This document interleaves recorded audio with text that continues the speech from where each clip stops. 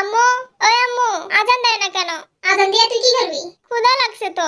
রোজা রাখলে সবারই এমন ক্ষুধা লাগে, ইফতারের সময় খাইতে পারবি? আমার অনেক কাজ আছে, জ্বালাইস না, যা এখান থেকে। আম্মু, অনেক ক্ষুধা লাগছে তো। আচ্ছা, একটু খাইলে তো সমস্যা নাই, আমার তো একটু রোজা ভাঙবো, বেশি তো খামু না। একটু খাই মা। তোরা কে বলছে একটু খাইলে একটু রোজা ভাঙবো? চাচুর কাছে গিয়েছিলাম আজান দিবে কখন জানতে, তখন চাচু বলছে ভাতিজা একটু খা, সমস্যা নাই। ওই জাউরা তো নিজেই রোজা রাখে না, তোরা আর বালা বুদ্ধি দিব কই থেকে? আম্মু, আমার চাচুকে একদম যাওরা বলবে না, আমার চাচু অনেক ভালো মানুষ। হ্যাঁ, দুনিয়ার সব বালা তোর চাচ্চু, আর সব খারাপ হইছি আমি। কই জায়গা ঠান্ডা হইছে না? অহন যা।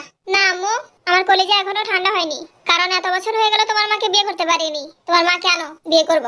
জাউরা করে জাউরা লুচ্চার বাতি যা। ভাবছিলাম মুখটা খারাপ করবো না, কিন্তু তুই আমার মুখটা খারাপ করে ছাড়লি। দাঁড়া, তোর বিয়ে করার সারা আমি মিটাচ্ছি। এত খ্যান খ্যান করো বলেই তোমার মা তোমাকে অল্প বয়সে বিয়ে দিয়ে দিয়েছে, ভালো করছে। কথাটা বলেই জঙ্কুক এক দৌড়ে চাচুর রুমে চলে যায়। চিন্তা করছ ব্যাপারটা? দিন রাত কষ্ট করে মরি আমি, আর পক্ষ লয়ে কথা কয় চাচ্চুর। এই ফোলাটারে নিয়ে যাম কি করি? ওমা, সবকিছু তো ফিরে দিতেছে গা। দূর, ভালো লাগে না এই জীবন। রান্ধন খাওন আর কাম করন। বুড়ি বুড়ি তুই কি করছিস? জঙ্কুক বাবা দেখ, আর জ্বালাইস না, কাম করতে দে। এই বুড়ি বুড়ি, এই ভালো করে তাকিয়ে দেখ, আমি তোর জঙ্কুক বাবা না, তোর ডার্লিং নামু। ও নামু, তুমি? যাই হোক, ভালো হইছে, ঠিক সময় এসে তুমি। শোনো না, বাড়িতে বেগুন নাই, বেগুন ছাড়া আমি কেমনে বেগুনি বানামু? তাড়াতাড়ি নিয়ে যাও। বাজারে তো যাবই, তার আগে তুমি আমাকে একটা পেঁয়াজও দাও ডিন ডার্লিং, খেতে খেতে যাই। দামড়া বুড়া নামু, তুমি যে রোজা রাখো না, এটা না জানালেও পারতা মাইয়া করে।